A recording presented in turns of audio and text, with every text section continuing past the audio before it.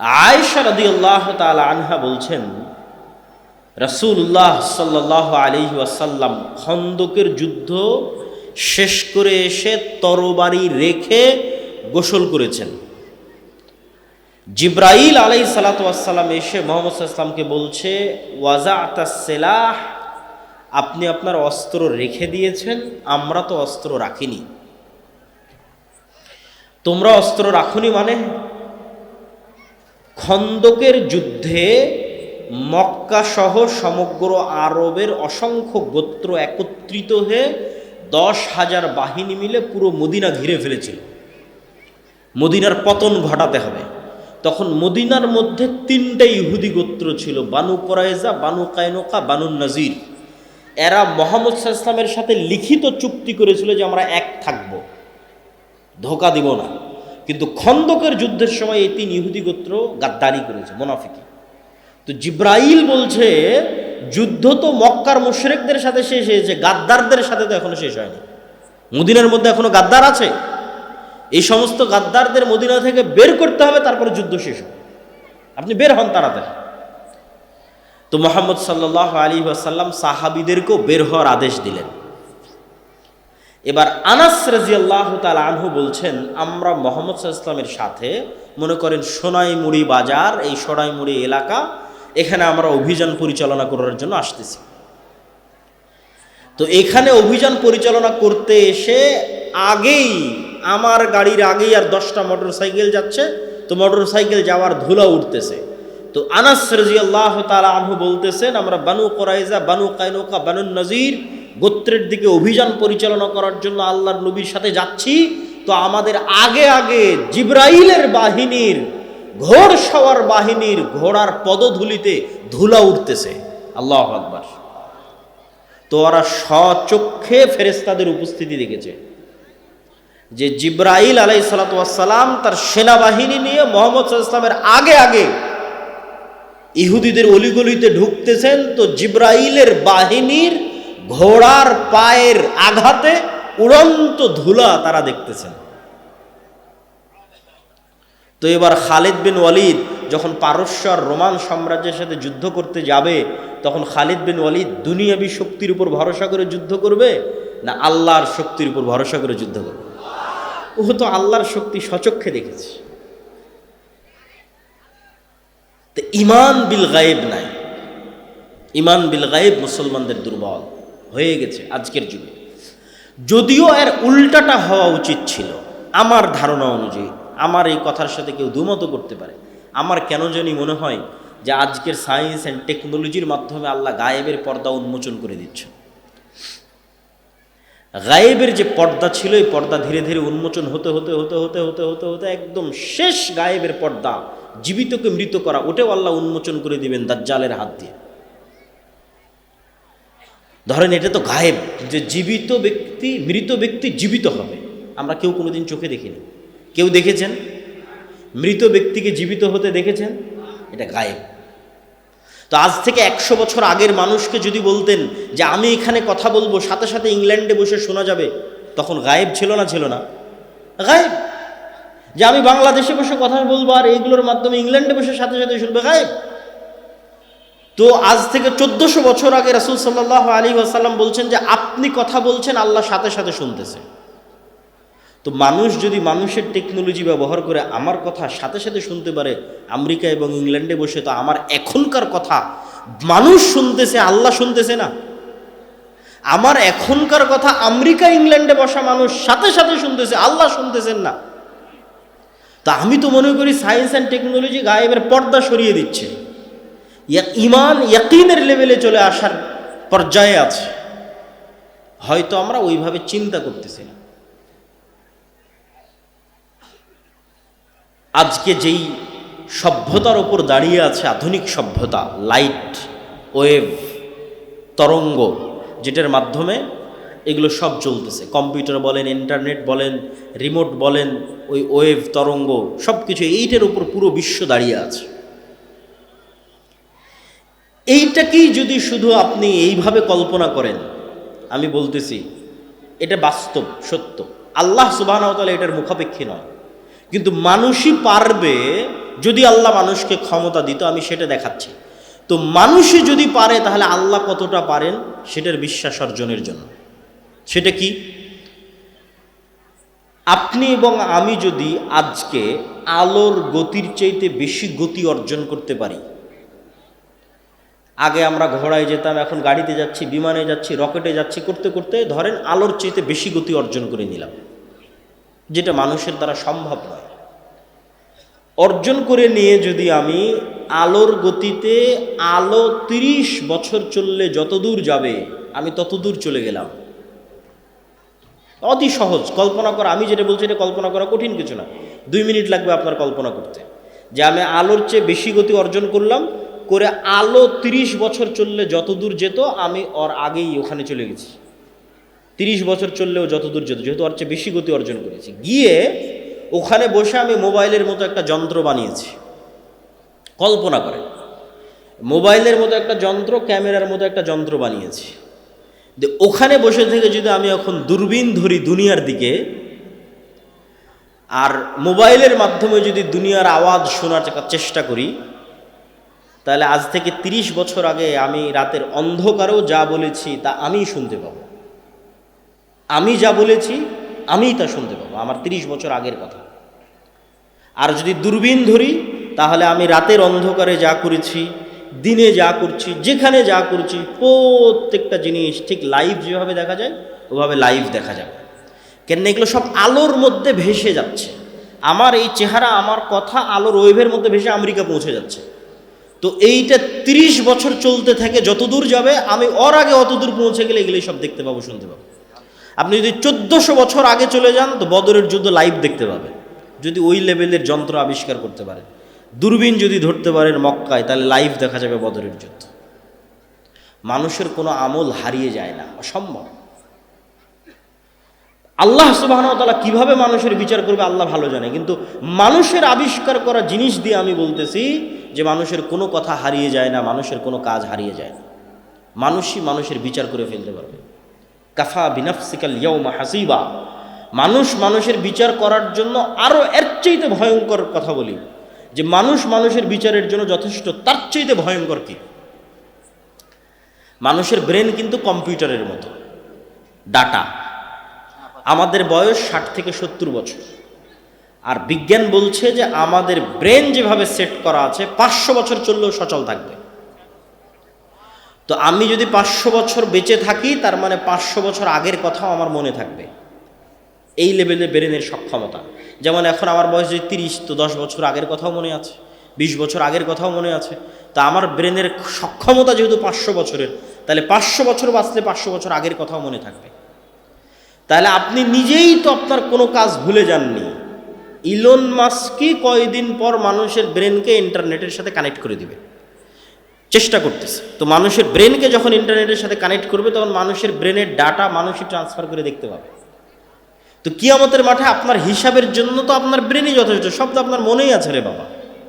আপনি কি করেছেন দেখেন, আপনি এখন মোবাইলে যে ভিডিওটা দেখতেছেন, এটা কি ব্রেনে সেভ হচ্ছে না? এটা তো ব্রেনে সেভ হচ্ছে। তো কাফা বিনাফসিকাল ইয়াউমা হাসিবা, আপনার ব্রেন সাক্ষী দিবে। ব্রেনকে যদি একটা কম্পিউটারের মধ্যে বসায় দেওয়া যায়, যদি ইলন মাস্ক পারে, মানুষের কথা বলতেছে, তো আপনিই তো ওখান থেকে ডাটা ট্রান্সফার হবে। আপনি কি কি দেখেছেন সব ব্রেনে সেভ হয়ে আছে, কি কি বলেছেন সব ব্রেনে সেভ হয়ে আছে, কি কি করেছেন সব ব্রেনে সেভ হয়ে আছে। সব তো আপনিই জানেন, আপনি সত্য বলছেন না মিথ্যা বলছেন সব আপনি জানেন, সব আপনার ব্রেনে সেভ আছে। খালি ডাটা ট্রান্সফার করতে হবে। ডাটা ট্রান্সফার করে আপনাকে দেখাতে হবে, এই দেখো তোমার ব্রেনে এগুলো সব সেভ হয়ে আছে, তোমার কাজ, তোমার দেখা ছবি, তোমার এগুলো করা, তোমার এগুলো বলা কথা, সব তোমার ব্রেনে সেভ হয়ে আছে। কাফা বিনাফসিকাল ইয়াউমা হাসিবা। তো আমি তো মনে করি গায়েব উন্মোচন হয়ে যাচ্ছে, কিন্তু মানুষের ঈমান বিল গায়েব দুর্বল হয়ে যাচ্ছে। তো আজকে সংক্ষিপ্তভাবে আমরা একটা ঈমান বিল গায়েবের আলোচনা করব, সেটি হচ্ছে আল ঈমান বিল মালাইকা, ফেরেশতাদের উপর বিশ্বাস। আপনাদের মা আছে এই অস্তিত্বের উপর বিশ্বাস আপনার ইয়াকিনের লেভেলে না? কেননা জন্মের পরেই তো মাকে দেখেছেন। কেউ যদি বলে যে আপনার মা নাই, এটা আপনার মা নয়, আপনি কি বিশ্বাস করবেন?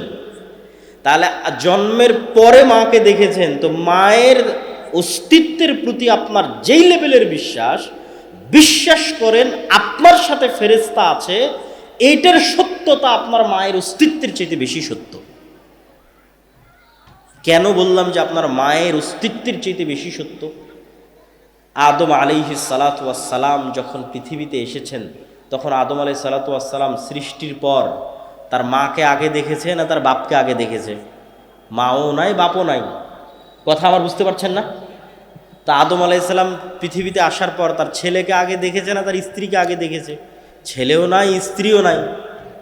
তো আদম আলাইহিস সালাম পৃথিবীতে আসার পর দুইটা ভিন্ন জগতের প্রাণীকে সবার আগে দেখেছে, একটা ফেরেশতা আর একটা জিন।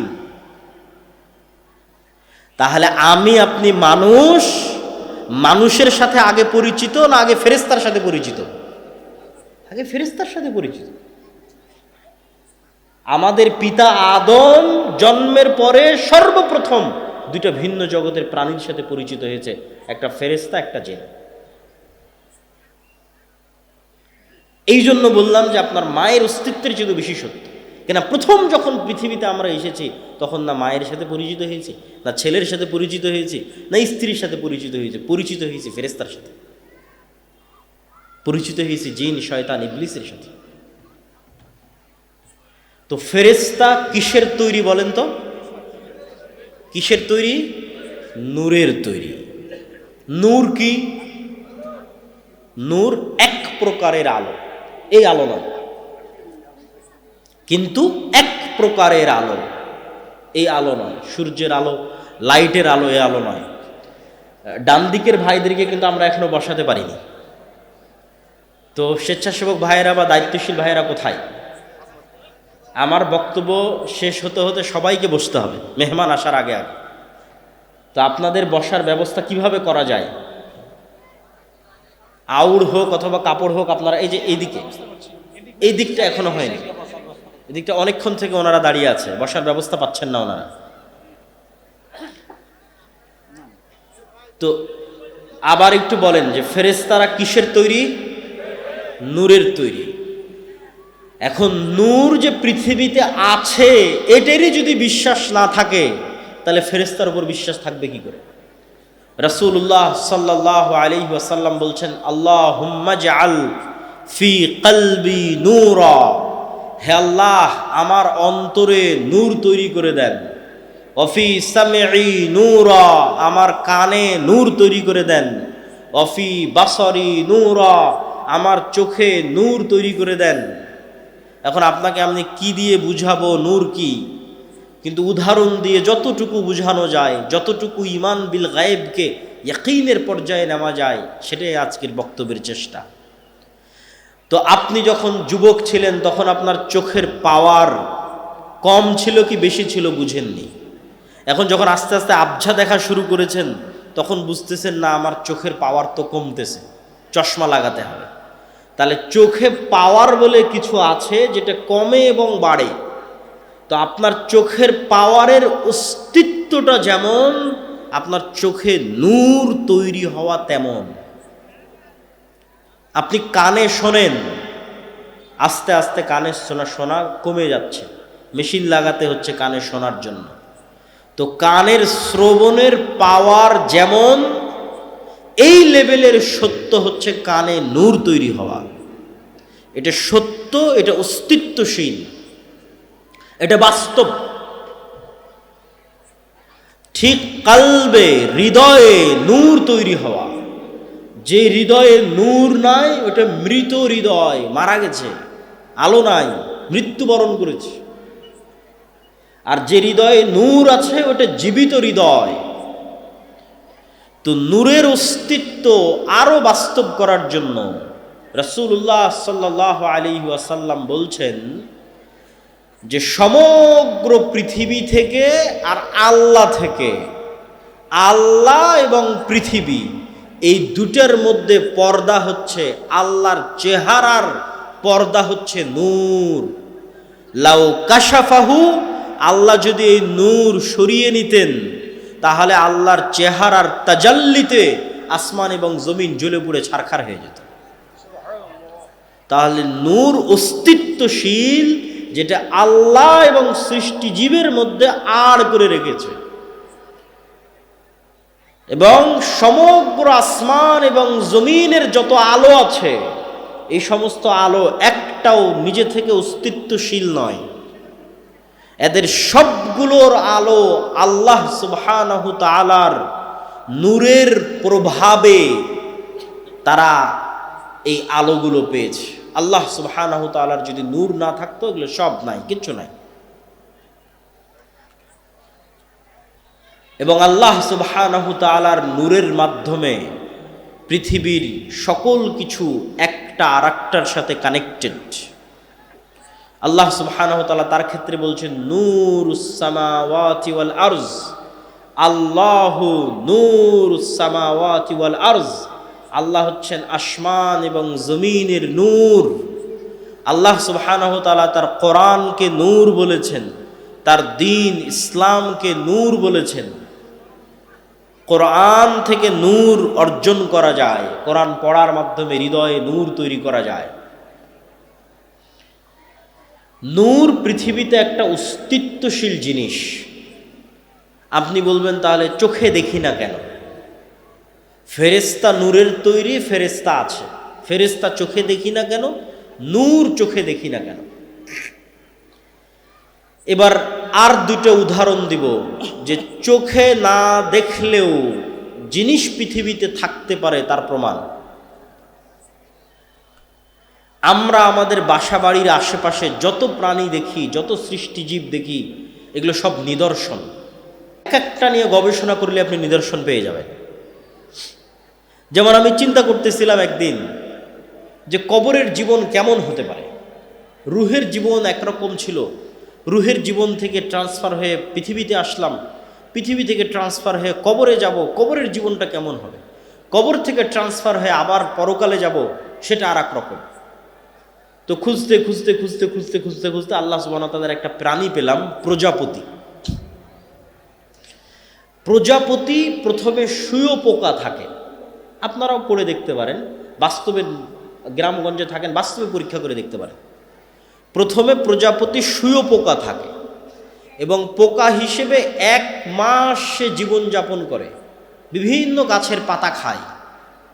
1 মাস জীবনযাপন, 1.5 মাস 2 মাস জীবনযাপন করার পর পোকাটা নিজেই মারা যায়। তার চারিপাশে খোলস তৈরি করে মারা যায়।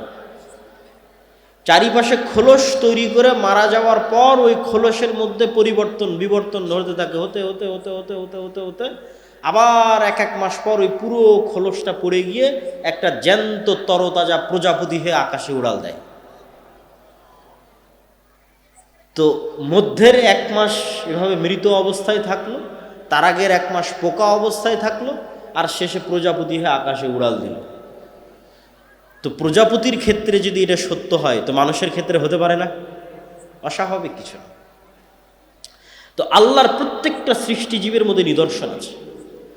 তো আমি আপনার চেহারা যেভাবে দেখতেছি আর আপনি আমাকে যেভাবে দেখতেছেন, পৃথিবীর অন্য প্রাণীরা আমাদের এভাবে দেখে না।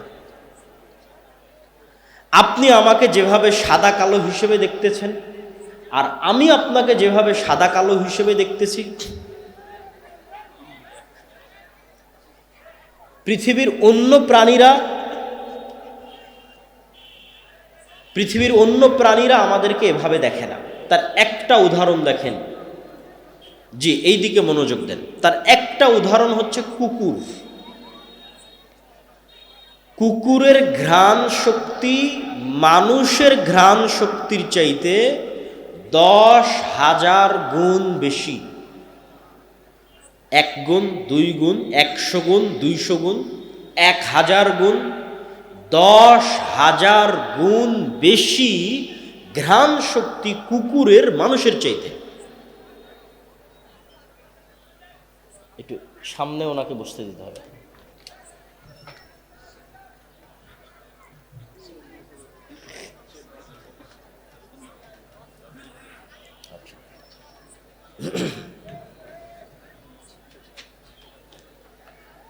আমরা সবাই একটু, যেহেতু মেহমান চলে এসেছে, আমরা সবাই একটু শান্তভাবে বসে পড়ি। পিছনে যারা আছেন দয়া করে তারাও বসে পড়েন, হাতের ডানে যারা আছেন তারাও বসে পড়েন। আমি আমার বক্তব্য দীর্ঘায়িত করব না, উনি বক্তব্য দিবেন, আবার সেটার অনুবাদ করব, তারপরে শায়েখ আব্দুর রাজ্জাক বিন ইউসুফ আসবেন, উনিও আপনাদের সামনে বক্তব্য দিবেন। তারপরে ওই যে পিছনে আরও বসার ব্যবস্থা করে দিতে বলেন, আমার মনে হয় বসার ব্যবস্থা পাচ্ছে না লোকজন। জি, সম্মানিত উপস্থিতি, ভাই সমস্যা নাই, ওরা বসে যাবে। ভাই ক্যামেরাম্যান যারা আছেন আপনারা বারবার না উঠে একবারই সেট আপ করে বসে পড়েন, আপনারা লোকজনকে ডিস্টার্ব দিয়েন না। সম্মানিত উপস্থিতি, তো আপনার কুকুরকে আপনি মনে করছেন যে কুকুর আপনাকে দেখে ঘেউ ঘেউ করছে, তোমরা আপনার চেহারা দেখে চিনে। জি না, আমি আপনার চেহারা দেখে চিনি যে আপনি মোটা পাতলা, এতটুকু লম্বা, আপনার মুখে দাঁড়িয়ে আছে, আপনি সাদা, আপনি কালো, এটা আমি চিনি। কেন ওই পর্যন্ত আল্লাহ আমাকে দেখার শক্তি দিয়েছে, কুকুর ওইটা দেখে চিনে না, কেন ওইভাবে ও দেখেই না, ওইভাবে দেখার ক্ষমতাই আল্লাহ তাকে দেয়নি। সে আপনাকে চিনে ঘ্রাণ দিয়ে, ঘ্রাণ দিয়ে চিনে ফেলে। তো পৃথিবীতে এমনও লেভেলের ঘ্রাণ আছে, 10,000 গুণ সূক্ষ্ম লেভেলের ঘ্রাণ আছে। যেমন এই মাইকটাতে যদি আমি 1000 বার টানি, কোনো ঘ্রাণই আমার নাকে আসবে না। তাহলে আমি যদি বলি এই মাইকের কোনো ঘ্রাণ নাই, মিথ্যা কথা, যে এই মাইকের কোনো ঘ্রাণ নাই। আমার জামা যদি আমার নাকে 1000 বার টানে কোনো ঘ্রাণ না আসে, আমি যদি বলি জামার কোনো ঘ্রাণ নাই, মিথ্যা কথা। এই জামাটা কুকুরের নাকে দেন, এই জামার ঘ্রাণ আছে, ও নিতে পারবে, আমি নিতে পারতেছি। তো পৃথিবীতে 10,000 লেভেলের সূক্ষ্ম গুণের ঘ্রাণ আছে, বাস্তবে অস্তিত্বশীল। মানুষ বুঝতে পারে না যার ঘ্রাণ আছে কিনা। শুধু কি মানুষ বুঝতে পারে না, মানুষের তৈরি করা কোনো মেশিনও বুঝতে পারে না যার ঘ্রাণ আছে কিনা। মানে মানুষ কুকুরের লেভেলের ঘ্রাণ নিতে পারবে, এই লেভেলের কোনো মেশিন আবিষ্কার করতে পারেনি। তাহলে এখন মানুষ যদি বলে যে না এটার কোনো ঘ্রাণ নাই, কেন মানুষ নিতে পারতেছে না, মানুষের যন্ত্র নিতে পারতেছে না, তো আল্লাহর সৃষ্টিজীব তো আছে, নিতে পারতেছে। এরকম আওয়াজের ক্ষেত্রে কি রে, কবরের আওয়াজ তো শুনতে পাই না। কবরের আওয়াজ শুনতে পাচ্ছেন না মানে কবরের আওয়াজ হচ্ছে না, কবরের আযাবের আওয়াজ হচ্ছে না। যেই লেভেলের সূক্ষ্ম আওয়াজ কবরের আযাবের আওয়াজ, ওটা শোনার সক্ষমতা পৃথিবীর কোনো মানুষের না থাকলেও, পৃথিবীর তৈরি করা কোনো যন্ত্রের না থাকলেও আল্লাহর সৃষ্টিজীবের আছে। আল্লাহর সৃষ্টিজীব শুনতে পায়, প্রভাব দেখতে পাবেন, শুনতে পাওয়ার। হাতির আওয়াজ শ্রবণের ক্ষমতা মানুষের চেয়ে কয়েক হাজার গুণ সূক্ষ্ম। ভূমিকম্প হওয়ার আগেই হাতি শুনতে পায় যে হ্যাঁ নিচে কম্পন শুরু হয়েছে, আওয়াজ শুনতে পায়। আপনি শুনতে পাবেন না সে আওয়াজ, তো শুনতে পাচ্ছেন না মানে নাই। আপনি যখন রিমোট অন করেন, ওর মধ্যে থেকে আলো বের হয়ে এসিতে গিয়ে লাগে, তা আপনি তো চোখে দেখেন না যে কোত্থেকে আলো বের হলো, কোথায় গিয়ে লাগে। এসি তো ঠিকই বন্ধ হয়ে গেছে, এসি তো ঠিকই অন হয়ে যাচ্ছে। হ্যাঁ, ওই আলো বিজ্ঞান ধরতে পারতেছে, কিন্তু আপনি চোখে দেখতে পাচ্ছেন না।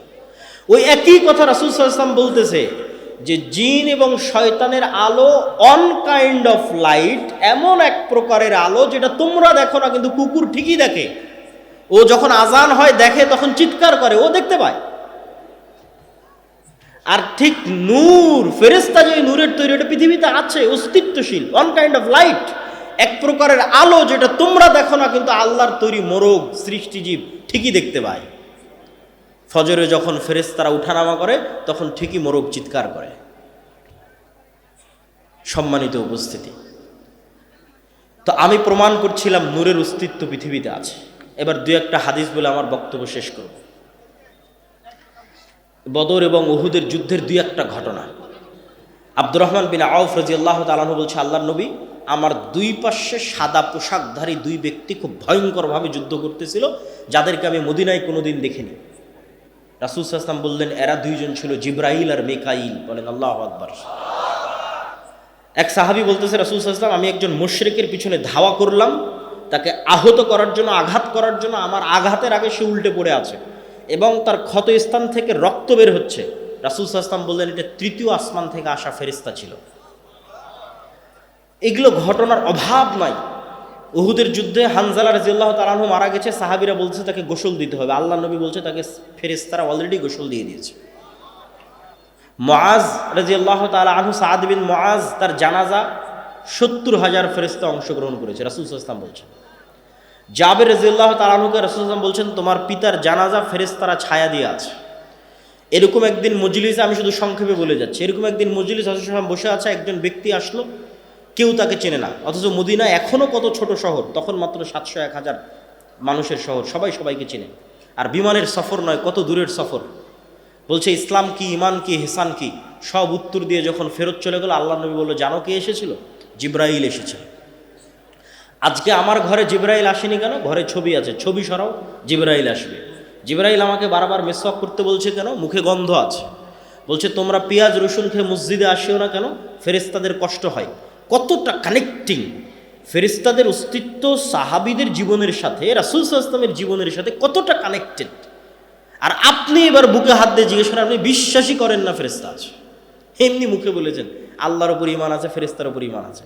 এবার খালিদ বিন ওয়ালিদের ঈমানের লেভেল দেখেন, ওমর ইবনুল খাত্তাবের ঈমানের লেভেল দেখেন। ওরা তো স্বচক্ষে দেখছে যে যুদ্ধের মাঠে ফেরেশতা যুদ্ধ করতেছে, বদর, উহুদ, খন্দক, হুনাইন যুদ্ধ করতেছে ফেরেশতা। ফেরেশতার যুদ্ধের ধুলা উঠতেছে, ফেরেশতারা আসতেছে, রাসূল সাল্লাল্লাহু আলাইহি ওয়াসাল্লামের সাথে কথা বলতেছে। কত ঘটনা নেবেন আপনি ফেরেশতা সাল্লাল্লাহু আলাইহি ওয়াসাল্লামের জীবনের, অসংখ্য, অগণিত। সম্মানিত উপস্থিতি, ফেরেশতা এবং শয়তানের অস্তিত্ব পরস্পর বিপরীত। আপনি ফেরেশতাদের সাথে বন্ধুত্ব করছেন না শয়তানের সাথে বন্ধুত্ব করছেন আপনার উপর। আর আপনি যদি বলেন যে আমার ঈমান এত দুর্বল, তারপরও যদি কোনো উপায় থাকে ফেরেশতাদের অস্তিত্ব বুঝার, তা একটা উপায় আপনাকে দিয়ে যাই, আজকেই পরীক্ষা করতে পারেন যে এই পৃথিবীতে আল্লাহর ফেরেশতা আছে, এখানেও ফেরেশতারা বসে আছে। আপনার মায়ের অস্তিত্বের চাইতে সত্য যে আপনার সাথে ফেরেশতা আছে, আপনার পিতা এবং আপনার সন্তানের অস্তিত্বের চাইতে সত্য যে আপনার সাথে ফেরেশতা আছে, এখানেও বসে আছে এবং তারা থাকে। একটা এক্সপেরিমেন্ট, একটা পরীক্ষা। ঠিক যদি বিমানের টিকিট থাকে, ট্রেনের টিকিট থাকে, তখন যেমন নিয়ত থাকে যে বিমানের টিকিট ধরতে হবে, ট্রেন ধরতে হবে, সকালবেলা পরীক্ষা থাকলে যেমন নিয়ত থাকে, ওই লেভেলের একদিন নিয়ত করবেন যে কাল সকালে ফজরে আমাকে উঠতে হবে সালাতের জন্য। আর দুনিয়ার কোনো মানুষকে বলার দরকার নাই যে আমাকে ঘুম থেকে উঠে দিও, ফোনেও অ্যালার্ম দেওয়ার দরকার নাই যে আমাকে ঘুম থেকে উঠে দিও। কেন বলবেন মানুষকে? কেন দিবেন ফোনে অ্যালার্ম? আল্লাহর ফেরেশতা তো পৃথিবীতে আছে। আমার কথা বুঝতে পারেননি মনে হয়? আপনি বিশ্বাস কেন করতে পারছেন না যে ফেরেশতা আছে? মানুষকে কেন বলা লাগবে? ফেরেশতারাই তো আছে আপনাকে জাগিয়ে দেওয়ার জন্য। রাসূল সাল্লাল্লাহু আলাইহি সাল্লাম বলতেছে, আপনি এইভাবে ঘুমালে আপনার মাথার পাশে একজন ফেরেশতা থাকবে ফজর পর্যন্ত, আপনার দায়িত্ব নিয়ে। আপনি মানুষকে কেন বলতে যাবেন? আপনি পরীক্ষা করেন। ফেরেশতা আপনাকে ফজরে ঘুম থেকে উঠিয়ে দেওয়ার জন্য যে কোনো রাস্তা অবলম্বন করতে পারে, সেটা যেভাবেই হোক। সেটা আপনার বাচ্চা কাদার মাধ্যমে হোক, সেটা ঝড়ের বাতাসের মাধ্যমে হোক, সেটা বিদ্যুৎ যাওয়ার মাধ্যমে হোক, সেটা মশা কামড়ের মাধ্যমে হোক, সেটা আপনার কানের মধ্যে ডাইরেক্ট আজানের আওয়াজ ঢুকিয়ে দেওয়ার মাধ্যমে হোক, আপনাকে জাগাবে। ফেরেশতারা পৃথিবীতে আছে সবসময়, বিচলমান, কিন্তু আমাদের ঈমান বিল গায়েব নাই। মূসা আলাইহিস সালাতু ওয়াস সালামকে আল্লাহ এটাই শিখিয়েছে যে মূসা, যেই লাঠি দিয়ে তুমি গাছের পাতা পাড়তে, যেই লাঠি দিয়ে তুমি লাফ দিয়ে গর্ত পার হয়ে যেতে, তোমার ওই হাতের লাঠিকে আমি সাপ বানিয়ে দিলাম, যাও। যাতে তুমি শিখো যে দুনিয়ায় মানুষ যা দেখে এগুলোই সব নয়, এরও ঊর্ধ্বে মহাশক্তিমান আল্লাহ আছে, তার উপর ভরসা রাখতে হবে। এটা যাতে মূসা শিখে। কেননা মূসার লড়াই হবে পৃথিবীর সবচেয়ে শক্তিশালী বাদশাহ ফেরাউনের সাথে, অত্যাচারী বাদশাহ ফেরাউনের সাথে। দুনিয়াবি লজিকে এই লড়াই বিজয় অর্জন অসম্ভব। যদি কেউ, মূসা আলাইহিস সালাম যদি ন্যূনতম চেষ্টা করতেন আমি দুনিয়াবি মাধ্যমে ফেরাউনের সাথে বিজয় অর্জন করতে যাব, তাহলে ওই যে মন্দির পাহারা দেওয়ার মতো কম্প্রোমাইজ করতে হতো। কোনো রাস্তা ছিল না মূসা আলাইহিস সালামের সামনে। কিন্তু উনি জানতেন আল্লাহর শক্তি সম্পর্কে, আল্লাহর ক্ষমতা সম্পর্কে, ফলত কোনো প্রকার কম্প্রোমাইজ ছাড়া উনি বিজয় অর্জন করেছেন। তো ঈমান বিল গায়েব যেই দিন মুসলমানদের মজবুত হয়ে যাবে, মুসলমানদের বিজয় সুনিশ্চিত। কেননা শক্তি ক্ষমতা ফেরাউনের তুলনায় মূসার যত দুর্বল ছিল, আজকের মুসলমানদের অত দুর্বল নয়। আর শক্তি ক্ষমতা আবু বকর, ওমর, ওসমানের, পারস্য রোমানের তুলনায় যত দুর্বল ছিল, আজকের মুসলমানদের অত দুর্বল নয়। দুর্বল কিসে? ঈমানই নাই আল্লাহর উপর, আল্লাহর শক্তির উপর, এটাই দুর্বল। তো আল্লাহর উপর বিশ্বাস অর্জন করতে হবে, ফেরেশতাদের উপর বিশ্বাস অর্জন করতে হবে।